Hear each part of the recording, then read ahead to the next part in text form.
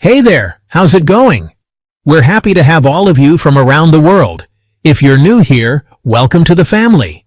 Don't forget to like and subscribe.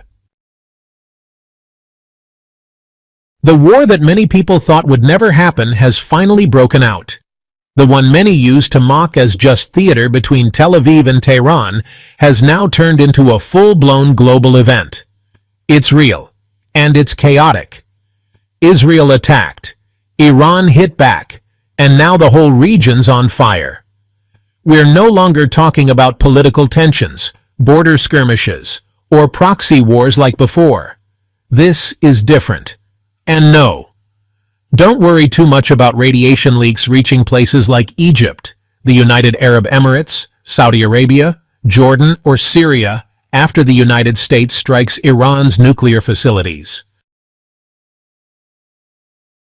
What you should really be scared of is the allies, the reactions that could spin out of control.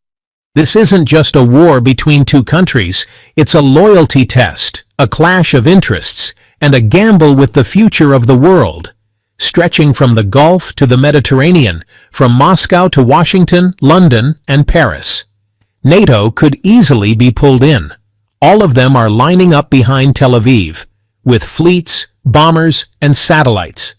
On the other side, you've got Russia, China, North Korea, and Pakistan. Not just backing Iran, but aiming to shake up the world order that Washington built.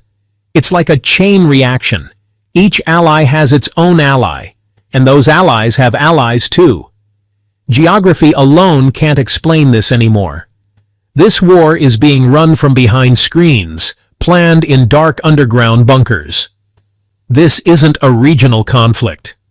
We're witnessing the opening chapter of a global inferno, the long-anticipated war between Israel and Iran. Experts are calling it the uranium war, or the enrichment war. But hold on, the real danger isn't just the possibility of radioactive leaks if those nuclear facilities are hit. The bigger fear? The allies and their reckless reactions. Things aren't simple anymore. We're on the brink of World War III. Because again, every ally has allies, and those allies have more allies. The world right now is like a powder keg, and if the United States drops a lit cigarette because of Iran and Tel Aviv, the whole thing could blow. Tel Aviv's allies will back it against Iran. Iran's allies will back it against Tel Aviv. Even if it's indirect support, war always brings mistakes. Let's talk about Tel Aviv's allies, starting with its biggest one, the United States. Since the early days, every war Israel has fought, especially against Egypt and the Arab world, had strong American support. Trump even said it bluntly, "You need to evacuate Tehran immediately." America has never held back, offering full military, political, intelligence, and logistical support.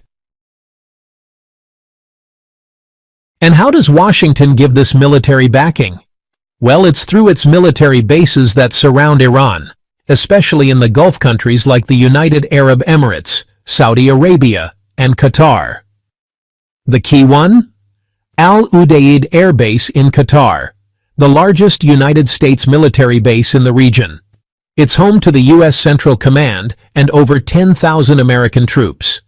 It also houses airstrips for F-15s, B-52 bombers, F-35s, refueling aircraft, recon planes, and more. Experts believe the bombers that will strike Iran's nuclear sites will likely take off from there. Next up, Britain. The United Kingdom has played a role before, like when it seized Iranian ships. Now its aircraft are helping intercept Iranian missiles headed toward Tel Aviv. The UK isn't just offering intelligence and political support. There's talk of possible naval operations too. Then there's France, a big supporter of Tel Aviv and a NATO member. If Iran attacks French interests, NATO could be triggered. And remember, NATO has 32 member countries across Europe and North America. Every ally has allies. This is a chain reaction waiting to blow. Let's not forget NATO members: Turkey might try to stay neutral or act as a mediator rather than get directly involved. And what about India? Quietly, it's already helping behind the scenes. Remember the British F-35 that landed in India for refueling while intercepting Iranian missiles? India won't officially support Israel because of oil and geopolitical concerns, but behind closed doors it's involved. They want to avoid upsetting their large Muslim population, so they'll play it smart. Now, let's switch to Iran's allies. First, Russia, the land of the czars. Russia's support for Iran is real, but probably limited due to strategic concerns. Russia won't go into a direct war with Israel or its NATO allies like the United States, France, or Britain. Even though those same countries are helping Ukraine, Russia hasn't taken them head-on, so it's unlikely they'll go to war for Iran either. But that doesn't mean no support, quite the opposite. Russia will probably share satellite intel, provide Iran with S-400 and S-500 air defense systems, and maybe even fighter jets, just like the United States sent F-16s to Ukraine. Some experts believe Russia might even send ballistic missiles in return for Iran's earlier help, like the Shahed drones Iran gave Russia, which are still being used in Ukraine.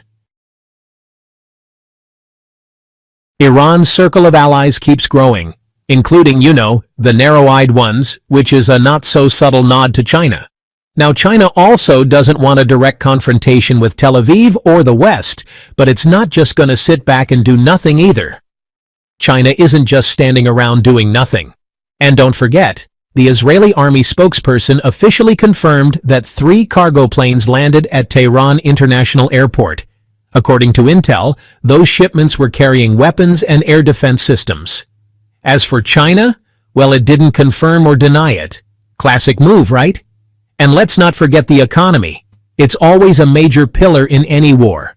Just so you know, China is actually the biggest secret buyer of Iranian oil, even with US sanctions in place.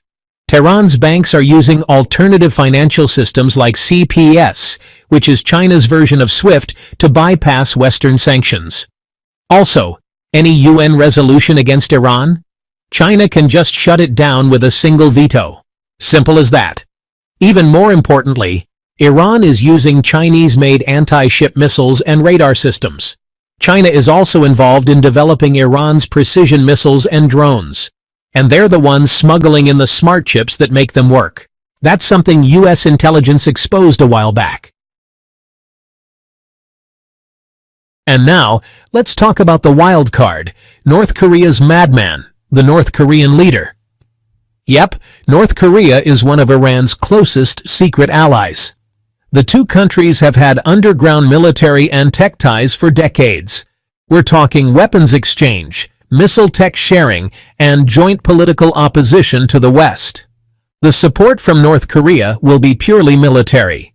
That includes supplying Iran with advanced ballistic missile tech, stuff like the No-Dong missiles or newer upgraded versions.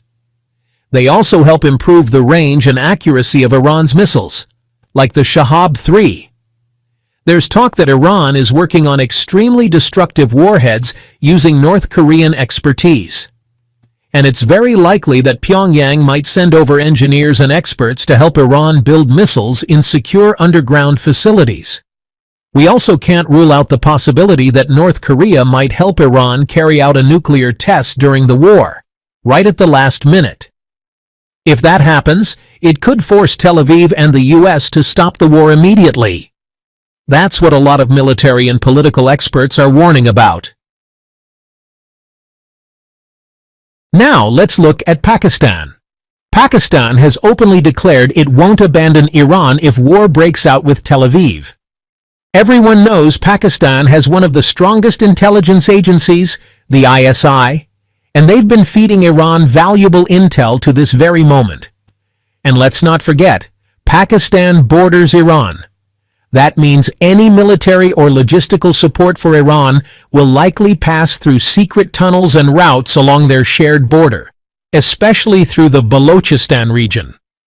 If the war escalates, this area will be Iran's main lifeline, the route through which full support from allies will flow into Tehran. And honestly, neither Tel Aviv nor the US can really challenge that. Because Pakistan is a nuclear power, and a direct conflict with it could drag the whole world into Armageddon. So, what do you think? Will the Iran-Tel Aviv war turn into a full-blown regional and global conflict? Or will it become a battlefield where the world's